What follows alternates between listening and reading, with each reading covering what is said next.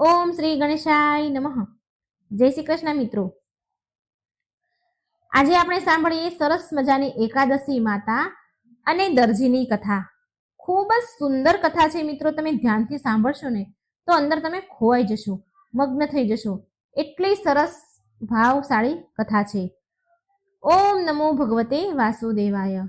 જય એકાદશી માતા. મિત્રો, આજે એકાદશી વ્રતની સુંદર કથા સંભળાવવા જઈ રહી છું. ખૂબ સુંદર કથા છે. એકાદશી માની શ્રદ્ધાથી અને ભાવથી કથા સાંભળજો. હે માં એકાદશી, જે કોઈ આ વાર્તા કથા સાંભળે તેના સર્વ પાપ નષ્ટ કરી અંતે મોક્ષ પ્રદાન કરજો, સુખ સમૃદ્ધિ શાંતિ પ્રદાન કરજો એવી માં હું પ્રાર્થના કરું છું. મિત્રો, ચેનલને સબસ્ક્રાઇબ ન કરી હોય તો કરી દેજો અને વિડીયોને લાઈક અને શેર જરૂર કરી દેજો. ઓમ નમો ભગવતે વાસુદેવાય. બહુ સમય પહેલાની વાત છે. એક નાના એવા ગામમાં ઘનશ્યામ નામનો એક દરજી રહે. દરજીના પરિવારમાં તેની પત્ની અને એક 5 વર્ષનો દીકરો હતો. ઘનશ્યામ માત્ર ભગવાનના કપડા સીવતા હતા. જે મંદિરોમાં મૂર્તિઓ હોય, આ બધા જે ભગવાનના કપડા હોય એ આ ઘનશ્યામ સીવે. ઘનશ્યામનો જે 5 વર્ષનો પુત્ર હતો તેણે તેનું નામ ગોપાલ રાખ્યું હતું. જ્યારે તેનો પુત્ર માત્ર 5 વર્ષનો હતો ત્યારે ઘનશ્યામની પત્ની બીમાર રહેવા લાગી અને એક ગંભીર બીમારીના કારણે તે સ્વર્ગવાસ થઈ. હવે તો ઘનશ્યામ એના પુત્ર ગોપાલને સાર સંભાળ પાલન પોષણ કરે છે. આવી રીતે ધીરે ધીરે સમય વીતતો રહ્યો. ઘનશ્યામ એના દીકરાને હંમેશા સારી રીતે સંભાળ રાખે છે, સાથે રાખે છે. જ્યારે એનો દીકરો 14 વર્ષનો થયો ને તો ઘનશ્યામે એના પુત્ર ગોપાલને પણ સિલાઈનું બધું જ કામ શીખવાડી દીધું. હવે ગોપાલ પણ એના પિતાના કામમાં હાથ વધારે છે, કામ કરાવે છે. કેમ કે ઘનશ્યામ માત્ર ભગવાનના જે વાઘા હોય, જે પોશાક છે એ જ સીવે છે અને એકાદશીનું વ્રત પણ રાખતો હતો. ઘનશ્યામ બહુ સરળ સ્વભાવનો, બહુ સીધો સાદો ઇન્સાન, પૂજા પાઠ કરવા વાળો વ્યક્તિ. એક વાર ઘનશ્યામે એના પુત્ર ગોપાલને કહ્યું, બેટા, તું પણ હંમેશા દેવી દેવતાના જ વસ્ત્ર સીવજે. જ્યારે ઘનશ્યામનો દીકરો 16 વર્ષનો થયો ગોપાલ, તો ઘનશ્યામે એના દીકરાના વિવાહ એક યોગ્ય સરસ કન્યા જોઈને ધૂમધામથી કરાવી દીધા અને તે હવે તેના વહુ અને દીકરા સાથે સુખપૂર્વક દિવસ વિતાવવા લાગ્યા. જ્યારે ગોપાલના પિતાનો એટલે કે ઘનશ્યામનો અંત સમય આવી ગયો હતો. કેમ કે હવે તેની ઉંમર થઈ રહી હતી અને તે વૃદ્ધ પણ થઈ ગયા હતા. ઘનશ્યામનો અંત સમય આવી ગયો અને ભગવાનના ધામમાં ગયા. પણ જે તેના અંત સમયમાં ઘનશ્યામે તેના પુત્ર ગોપાલને એક વચન માંગ્યું હતું, એક વચન લીધું હતું. ઘનશ્યામે તેના પુત્ર ગોપાલ પાસેથી એક વચન લીધું હતું. કહ્યું કે, ગોપાલ બેટા, ચાહે કંઈ પણ થઈ જાય, પણ દેવી દેવતાના જ વસ્ત્ર સીવજે, બીજી કોઈ સિલાઈ કામ કરતો નહીં. અને બેટા, મારી જેમ હંમેશા એકાદશીના વ્રતનું પાલન કરજે. એકાદશીના દિવસે કોઈ પણ કપડાની સિલાઈ ન કરતો, અહીં સુધી કે સોય દોરો પણ હાથમાં ન લેતો. આટલું કરજે, આટલું વચન દે. આ સાંભળી ગોપાલ તેના પિતાને વચન આપીને કહે છે કે, પિતાજી, હું તમને વચન આપું છું કે હું હંમેશા ભગવાન દેવી દેવતાના જ પોશાક, વસ્ત્ર, વાઘા સીવીશ અને તમારી જેમ હંમેશા 11નો ઉપવાસ પણ કરીશ. વચન આપ્યું. અને એકાદશીના દિવસે સિલાઈ તો શું પિતાજી, હાથમાં હું સોય દોરો પણ નહીં પકડું. પછી ઘનશ્યામ સ્વર્ગવાસી થઈ ગયો. હવે ગોપાલ તો એના વચનોનો પાક્કો હતો, એના નિર્ણયનો અટલ હતો. ગોપાલ દરેક એકાદશીએ ઉપવાસ કરે. એકાદશીના દિવસે ફરાહાર કરતા, ગાયનું દૂધ અને તુલસી પત્ર નાખીને દૂધ પીવે. તે એક જ સમય દૂધ અને તુલસી પત્ર લે. પછી એ એકાદશીનું વ્રત ખોલે. ગોપાલની પત્ની હતી એ પણ બહુ સંસ્કારી હતી. એનું નામ હતું તુલસી. ખૂબ જ સંસ્કારી હતી. એ પણ એના પતિ સાથે એકાદશીનો ઉપવાસ કરતી અને ગામમાં જઈને ગાયનું દૂધ લાવે, જેનાથી એનો પતિ વ્રતના પારણા કરી લે. ઘનશ્યામ હંમેશા દૂધ અને તુલસી પત્રથી જ પારણા કરતો હતો. ગોપાલ, હવે એક દિવસ એવું થયું કે એકાદશીનું વ્રત હતું અને ગોપાલની પત્નીને ગામમાં ક્યાંય ગાયનું દૂધ ન મળ્યું. એ ગામમાં ઘણી બધી ફરી, ઘણી બધી જગ્યાએ ગઈ, પણ તેને ગાયનું દૂધ ન મળ્યું. હવે ગોપાલ અને તેની પત્ની, જેનું નામ તુલસી હતું, એ બંનેને એકાદશીનો ઉપવાસ હતો.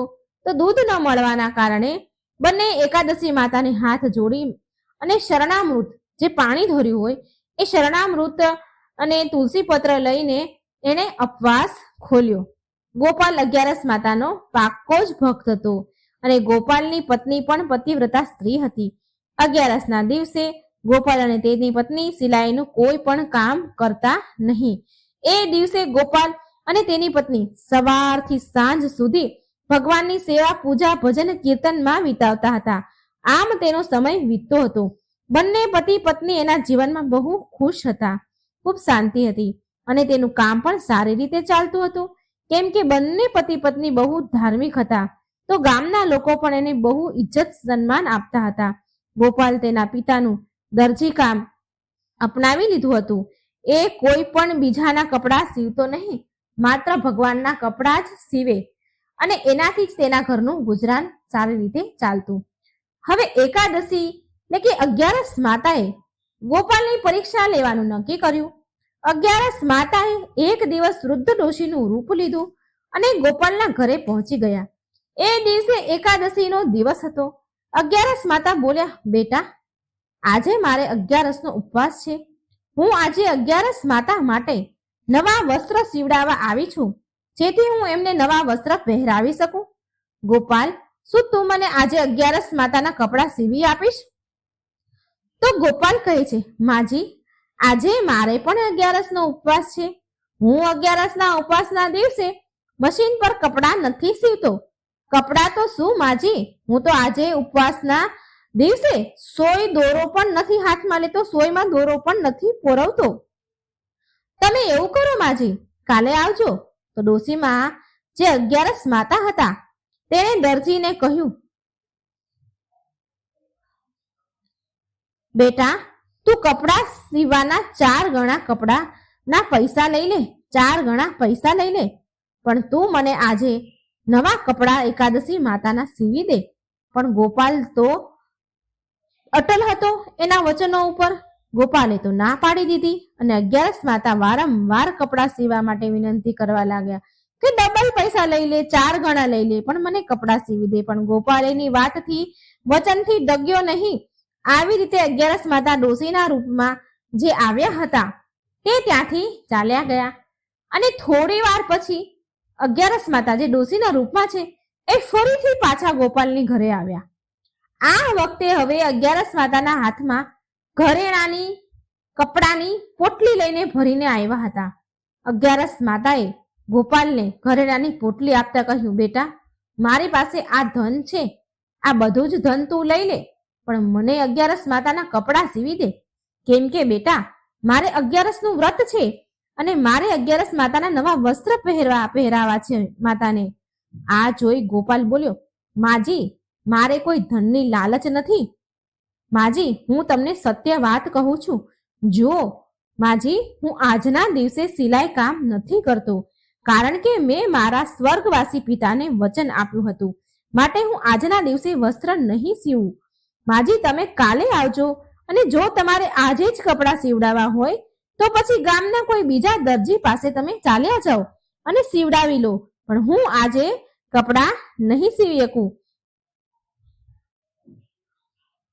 પણ અગિયારસ માતા બનેલા ડોશી ગોપાલને કહે છે કે બેટા, કપડાં તો હું તારી પાસે જ સીવડાવીશ, કેમ કે તું જ ભગવાનના સારા કપડાં સીવે છે. આમ કહીને અગિયારસ માતાના રૂપમાં ડોશીમાં ત્યાંથી ચાલ્યા ગયા. ત્યાર પછી સાંજનો સમય થયો. ગોપાલના વ્રત ખોલવાનો સમય થયો. ગોપાલ વ્રત ખોલવા બેઠો તો ગોપાલની પત્ની એના પતિને કહે છે કે હે સ્વામી, આજે હું પૂરા ગામમાં જઈને આવી પણ મને ક્યાંય ગાયનું દૂધ મળ્યું નહીં. હવે આપણે વ્રત કેવી રીતે ખોલશું? ગોપાલ હસીને બોલ્યો, અરે ભાગ્યવાન, તું આટલા સમયથી મારી સાથે રહે છે તોય તને ખબર નથી કે જ્યારે દૂધ નથી મળતું તો કઈ વાંધો નહીં, જા તુલસી દળ લઈ આવ અને શરણામૃત લઈ આવ, હું એનાથી જ મારું વ્રત ખોલીશ. પછી ગોપાલની પત્ની તુલસી દળ અને શરણામૃત લઈ આવી, જેનાથી પતિ પત્ની બંનેએ તેમનું વ્રત ખોલ્યું એટલે કે પારણા કર્યા. એ દિવસ રાત્રે ગોપાલ અને તેની પત્ની તેનું વ્રત ખોલીને સૂઈ ગયા હતા. હવે અડધી રાતનો સમય થયો હતો. અડધી રાત થઈ હતી. જ્યારે ગોપાલ અને તેની પત્ની સૂતા હતા તો ઘરનો દરવાજાનો ખખડાવાનો અવાજ આવ્યો. અડધી રાતનો સમય હતો. ગોપાલની પત્ની તો એની ઊંઘ તો ઉડી ગઈ. બારણાનો અવાજ સાંભળીને તેણે ગોપાલને ઉઠાડ્યો કે જુઓ તો, કોઈ આપણો દરવાજો ખખડાવી રહ્યું છે. ભલા આટલી રાત્રે કોણ આવ્યું હશે? ગોપાલ બોલ્યો, અરે તુલસી, તું સૂઈ જા, હું જોઉં છું કોણ છે. પછી ગોપાલ તેના ઘરનો દરવાજો ખોલે છે તો એ જ ડોશીમાં બેઠેલા દેખાયા. ડોશીમાં બોલ્યા, બેટા, હવે તો રાતના 12 વાગી ગયા છે. બીજો દિવસ શરૂ થઈ ગયો છે. શું હવે તું મને 11 માતાના કપડાં નહીં સીવી દે? મને અત્યારે તો હવે 11 માતાના કપડાં સીવી દઈશ ને? ગોપાલ ડોશીમાને જોઈને હસવા લાગ્યો અને બોલ્યો કે આવો માજી, લાગે છે કે તમે 11 માતાના પાક્કા ભક્ત છો. આવો માજી, મારા ઘરની અંદર આવો. ગોપાલ બોલ્યો કે મને કપડું આપો અને ક્યાં માપના વસ્ત્ર સીવડાવવાના છે એ મને કહો. તમારા 11 માતાની મૂર્તિ કેટલી મોટી છે? ક્યાં માપથી હું વસ્ત્ર સીવું? ચણિયા ચોળી કયા માપથી સીવું? એટલામાં ગોપાલની મોટી દીકરી આંખો ચોળતી ચોળતી આવી, કારણ કે દરવાજો ખખડ્યો એટલે અવાજથી છોકરી ઉઠી ગઈ. તો આંખો ચોળતી ચોળતી બહાર આવી તો 11 માતા બોલ્યા કે બેટા, જે આ તારી દીકરી છે ને, એટલી જ મારી 11 માતાની મૂર્તિ છે. તું આના જ માપના કપડાં સીવી દે. ત્યાર પછી ગોપાલે તેની દીકરીનું માપ લીધું અને કપડાં સીવ્યા. ગોપાલ જુએ છે કે ડોશીમાં જે 11 માતા બનેલા છે એ હજી પણ ત્યાં જ ઊભા છે. એટલે ગોપાલ બોલ્યો, ડોશીમાં, આમ ક્યાં સુધી તમે ઊભા રહેશો? એમ કરો કે તમે ઘરે જતા રહો કે પછી તમે અહીંયા બેસી જાઓ. 3 કલાક પછી તમને હું વસ્ત્ર આપીશ, તમે લઈ જજો. ડોશીમાના રૂપમાં 11 માતા બોલ્યા, બેટા, હું તો કપડાં લઈને જ ઘરે જઈશ. તો ગોપાલ બોલ્યો, ઠીક છે માજી, તમે આ પાટલા ઉપર બેસી જાઓ. ડોશીમા તે પાટલા ઉપર બેસી ગયા. ગોપાલ હવે અડધી રાતે 11 માતાના કપડાં સીવી રહ્યો છે. ચણિયા ચોળી, ચૂંદડી, ચણિયો, બ્લાઉઝ બધું જ સીવ્યું. સરસ શણગાર્યું, કાચ લગાવ્યા, લેસ લગાવી, ગોટા લગાવ્યા, બધું જ કર્યું અને સારી રીતે વાળી ઘડી કરી અને બેઠો. ત્યાં સુધીમાં તો 4 વાગી ગયા હતા. ચણિયા ચોળી સીવીને ડોશીમા પાસે ગોપાલ આવ્યો. એ સમયે ડોશીમા આંખો બંધ કરીને બેઠા હતા. મિત્રો, શાસ્ત્રમાં વર્ણન છે કે વહેલી સવારે 4 વાગ્યાથી 5 વાગ્યા સુધીમાં અમૃતની વર્ષા થાય છે, અમૃત વરસે છે અને એ જ સમયે ડોશીમાના શરીરમાંથી એક તેજ પ્રકાશ નીકળી રહ્યો હતો. ડોશીમાના શરીરની કાંતિમય પ્રકાશ ચમકી રહ્યો હતો. એમાં એક અલગ જ આભા ચમકી રહી હતી. આ જોઈ ગોપાલ તો ચકિત રહી ગયો. એ ચૂપચાપ હાથ જોડીને ડોશીમા સામે બેસી ગયો અને એક નજરે તાકી તાકીને માજીને જોવા લાગ્યો. 4 થી 5 વાગ્યા સુધી આમ જ ચાલતું રહ્યું. 5 વાગ્યા પછી 11 માતા જે ડોશીમા હતા એમણે એની આંખો ખોલી અને પૂછવા લાગ્યા કે અરે દરજી, તે મારા 11 માતાના કપડાં સીવી નાખ્યા? ચણિયા ચોળી સીવી લીધા કે નહીં?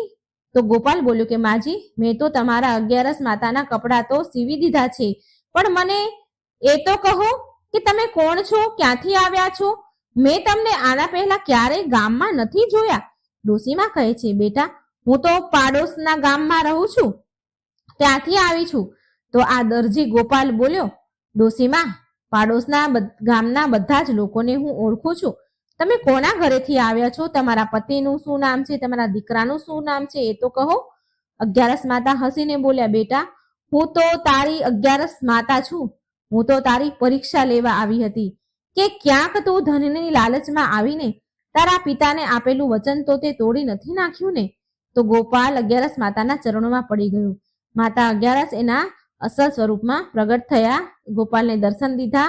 ગોપાલ એના ચરણોમાં પડી ગયો અને બોલ્યો, હે માં, મારાથી એવી શું ભૂલ થઈ ગઈ કે તમે મારી પરીક્ષા લેવા આવ્યા છો? તો 11 માતા બોલ્યા કે પુત્ર, જે ભક્તને હું દર્શન આપવા માંગુ છું ને, તો હું પહેલા એની પરીક્ષા લઉં છું. તું મારી પરીક્ષામાં સફળ થયો, માંગ, તને શું વરદાન જોઈએ છે? પણ પુત્ર, સમજી વિચારીને વરદાન માંગજે. ક્યાંક એવું ન માંગી લેતો કે તારે પછી પછતાવું પડે?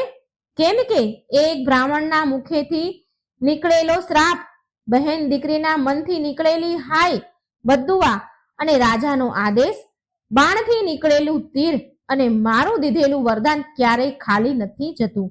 ત્યારે ગોપાલ દરજી બોલ્યો, હે માતા, મારી પાસે ધન દોલત, ઘર મકાન, પત્ની, બાળકો, તમારા આશીર્વાદથી બધું જ છે.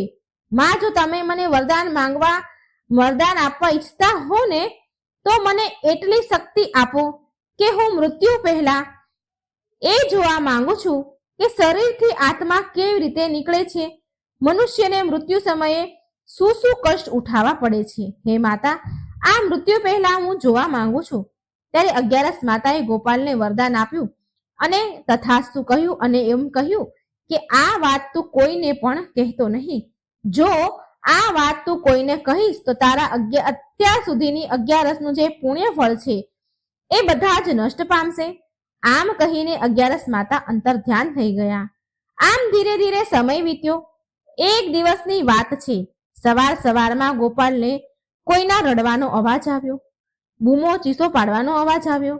તો તેણે તેની પત્ની તુલસીને કહ્યું, અરે ભાગ્યવાન, જરા બહાર જઈને જોતો કે કોણ રડી રહ્યું છે.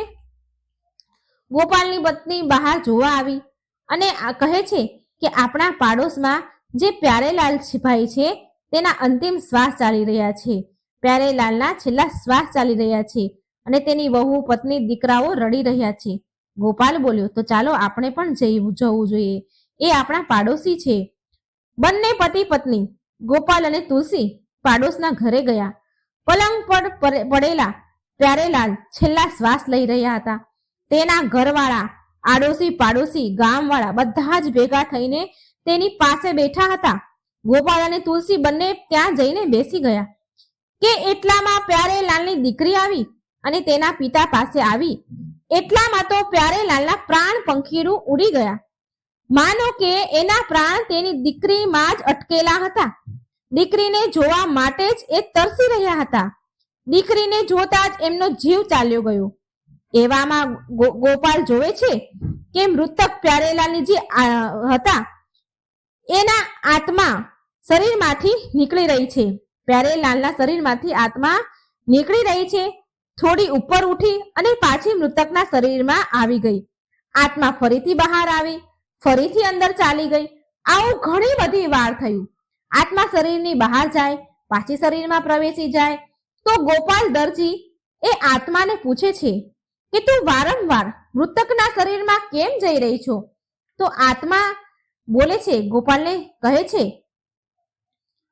આ મૃતક બહુ મોટો ધર્માત્મા પુરુષ હતા. હંમેશા દાન, ધર્મ, ઉપવાસ કરતા હતા. ક્યારેય તેના જીવનમાં એને ખોટું નથી કહ્યું, ખોટું નથી બોલ્યા. ના કોઈ ચોરી લૂંટફાટ કરી, ન કોઈની નિંદા કરી. તે હંમેશા બધાની મદદ કરતા હતા, હંમેશા બધાનું સારું કામ કરતા હતા. આ જીવે ક્યારેય માંસ, મદિરા, શરાબનું સેવન નથી કર્યું.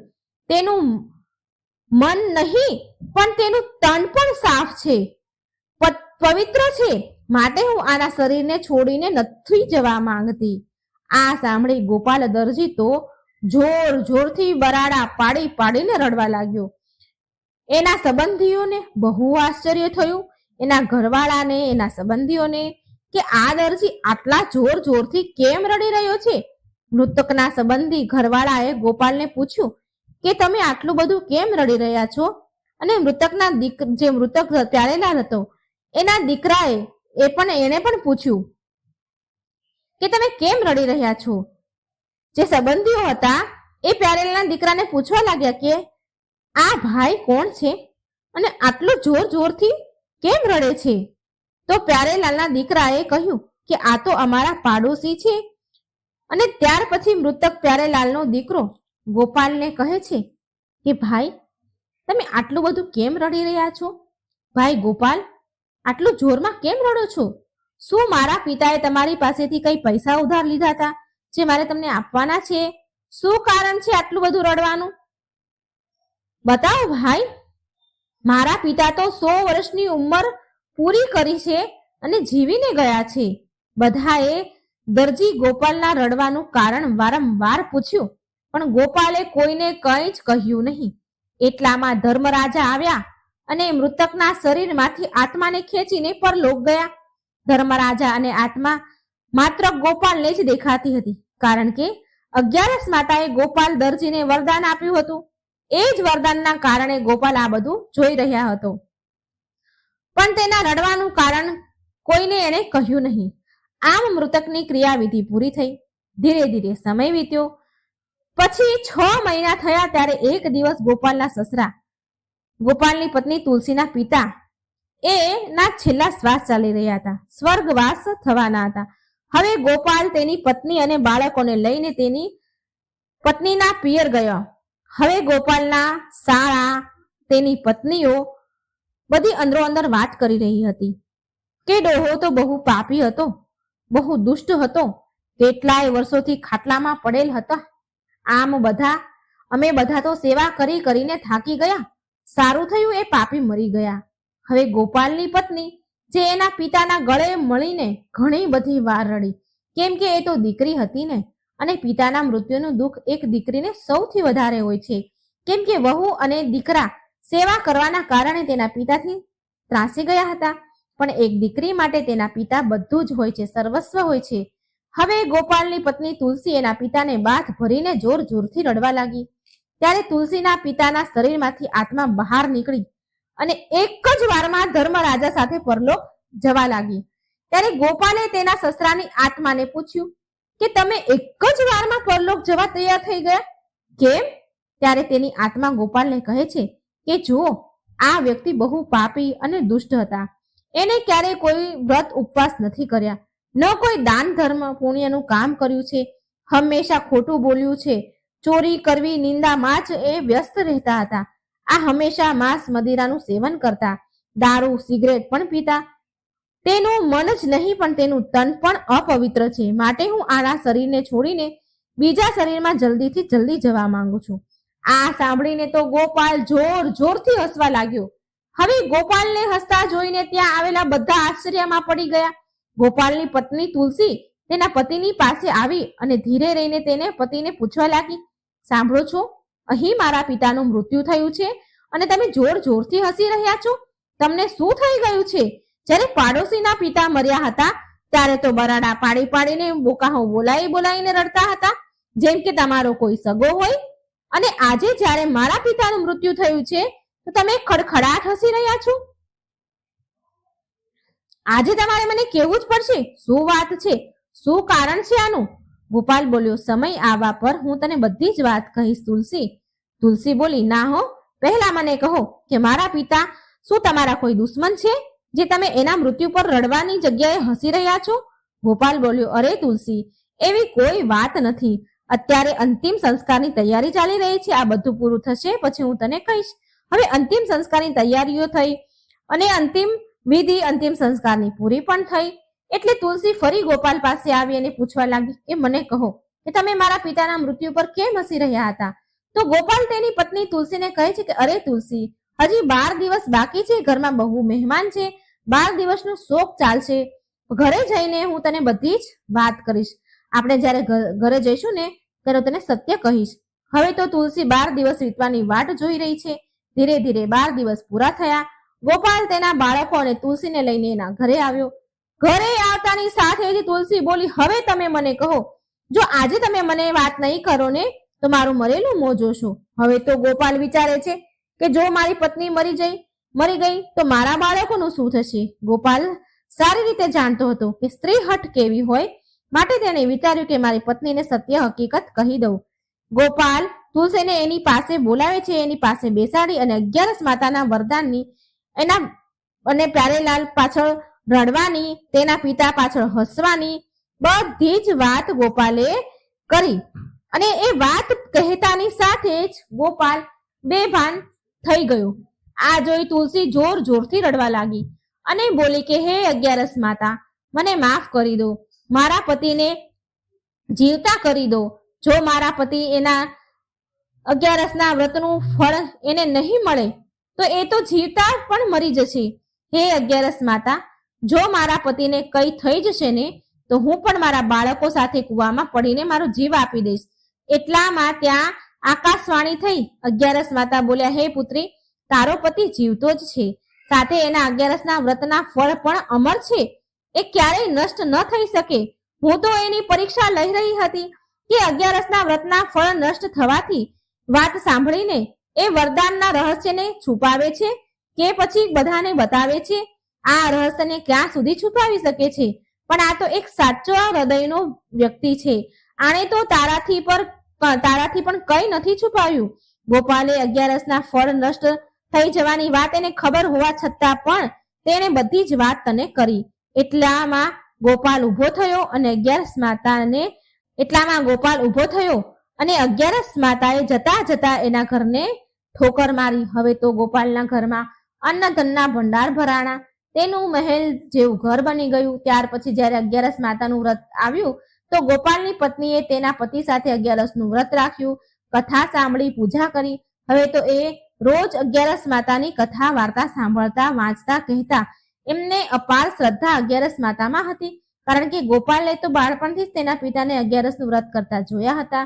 અગિયારસ માતાના આશીર્વાદથી બંને પતિ પત્ની અને એના બાળકો સુખી જીવન જીવવા લાગ્યા.